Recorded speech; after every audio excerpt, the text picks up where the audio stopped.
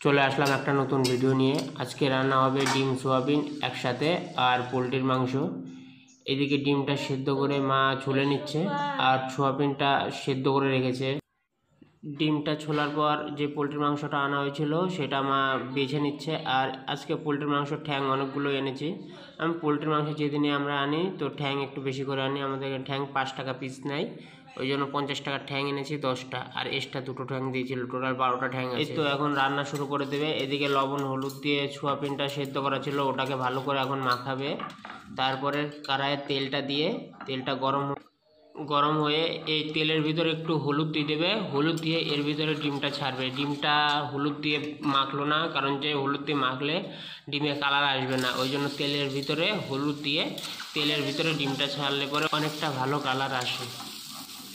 এদিকে কড়াইয়ে ডিমটা ভাজা হচ্ছে আর এদিকে মাসি শুকনো লঙ্কাটা পাটাতে বাটছে, আর ওইদিকে মা ডিমটা ভাজছে। শুকনো লঙ্কা বাটার পর এখানে বাটবে হলো আদা। আর একটা কড়াইয়ে মাংস রান্না করবার জন্য ওইখানে তেল দিয়ে আলু ছেড়ে দিল, আর এইদিকে ডিমটা ভাজা হচ্ছে। এদিকে আলুর ভিতরে লবণ আর হলুদ দিয়ে আলুটাকে ভালো করে ভেজে নেবে, এটা মাংসর জন্য আলুটা হচ্ছে। এদিকে আমাদের ডিমটা ভাজা হয়ে গেছে, আমাদের ডিম ভাজা কমপ্লিট। এখন ডিমটা সব গাবলাতে উঠিয়ে নিচ্ছে হাতা দিয়ে আস্তে আস্তে।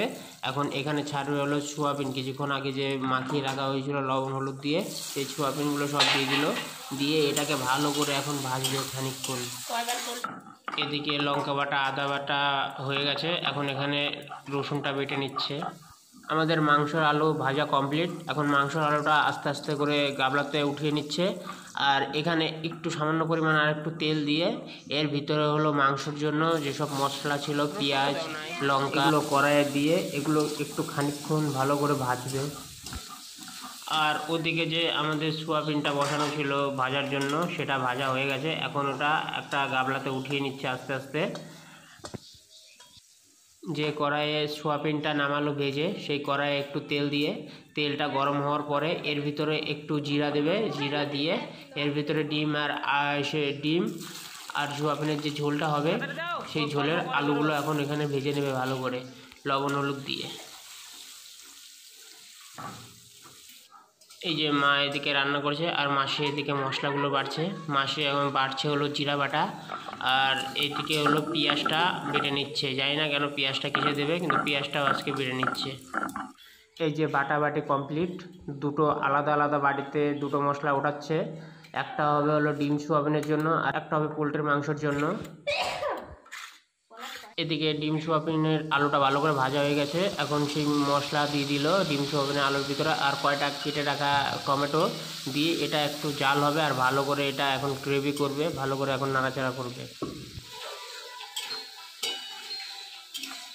এদিকে যে বাটিতে মশলা রাখা হয়েছিল মাংসের, সেখানে কটা টমেটো কাটা দিয়ে তার ভিতরে লবণ হলুদ দিয়ে এখন সেটা গ্রেভির ভিতর দিয়ে দিল। যেটা পেঁয়াজ ভাজছিল পেঁয়াজ লঙ্কা, সেটার ভিতর দিয়ে এটা এখন ভালো করে ঘাটবে, ঘেটে এটাকেও গ্রেভি তৈরি করবে। মাংসের মশলা ঘাটতে ঘাটতে এমন হয়ে যাওয়ার পরে এখানে একটু ঝোল দিয়ে দিল, ঝোল দিয়ে এটা এখন খানিকক্ষণ জাল হবে, এটা জালটা হোক খানিকক্ষণ। এদিকে সোয়াবিন আর ডিমের গ্রেভিটাও তৈরি হয়ে গেছে, ওর ভিতরে সোয়াবিনটা দিয়ে দিল, সোয়াবিনটা দিয়ে এর উপরে হালকা কিছু ধনেপাতা ছিটিয়ে এইটার ভিতরে দিয়ে দেবে ঝোলটা দিয়ে এটাকেও রেখে দিল খানিকক্ষণ জাল হওয়ার জন্য। আমাদের পোলট্রি মাংসর গ্রেভিটা রেডি হয়ে গেছে, এখন এর ভিতরে সব মাংসর পিসগুলো দিয়ে দিচ্ছে। আর দেখো বেশি পরিমাণ পা ছিল, খুন্তি দিয়ে ভালো করে মাংসগুলোকে ঘেটে নিচ্ছে যেন মাংসর গায়ে সব গ্রেভিগুলো লেগে যায়। এদিকে মাংস হয়ে গেছে, মশলা লেগে গেছে মাংসর গায়ে, আর এদিকে সোয়াবিনের তরকারিতে জাল উঠে গেছে। আর এখন মাংসর কড়াইটা গাবলাতে এখন ঢেকে দেবে কিছুক্ষণের জন্য। মাংসর কড়াইটা ঢেকে দেওয়ার পরে যেগুলো ডিম ছিল সব ডিম সোয়াবিনের ঝোলের ভিতরে সব দিয়ে দিল এক এক করে।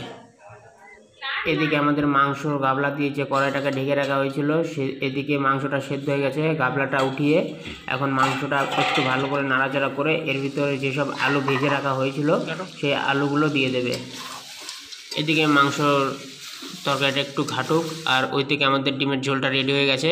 এটা এখন কড়াইটা ধরে একদম নামিয়ে দিল গাবলাতে। এই যে আমাদের ডিমের ঝোল রেডি, সোয়াবিন দিয়ে ডিম। এই যে মাংসর তরকারিটা ঘাটতে ঘাটতে এমন কালার চলে এসছে। এর ভিতরে একটু চিকেন মশলা দিয়ে এর ভিতরে যে মেটা থাকে মাংসের মেটা, সেই মেটাটা দিয়ে দিল। দিয়ে এখন এটাকে ভালো করে ঘেটে এর ভিতরে উপরে কুচি কুচি করে কেটে রাখা ধনে পাতাগুলো দিয়ে দেবে। ধনে পাতা দিয়ে সমস্ত ধনে পাতা ভালো করে মিশিয়ে নেবে। আমাদের মাংস কষানো কমপ্লিট। এখন কষানো মাংস উঠাচ্ছে হলো ঠ্যাং, আর বেশিরভাগ উঠাচ্ছে হলো ওই যেগুলো মাংসতে সলিড মাংস, যেগুলোতে মাংসতে হাড় থাকে না, ওই মাংসগুলো উঠাচ্ছে মা বেছে বেছে। মা দেখতে পারছিল না, সেই জন্য আমি বলে দিচ্ছিলাম যে এগুলো উঠাও। আর বেশি উঠাচ্ছিল ঠ্যাং। এখন কষানো মাংস কমপ্লিট হয়ে গেছে। এর ভিতরে এখন দিয়ে দেবে একটু জল, জলটা একটু জাল হয়ে ফুটুক, তারপরে মাংসের ঝোলটা নামিয়ে দেবে। আমাদের মাংসের ঝোল হয়ে গেছে। এই যে এখন কড়াইটা ধরে মাংসের ঝোলটা নামিয়ে দিল।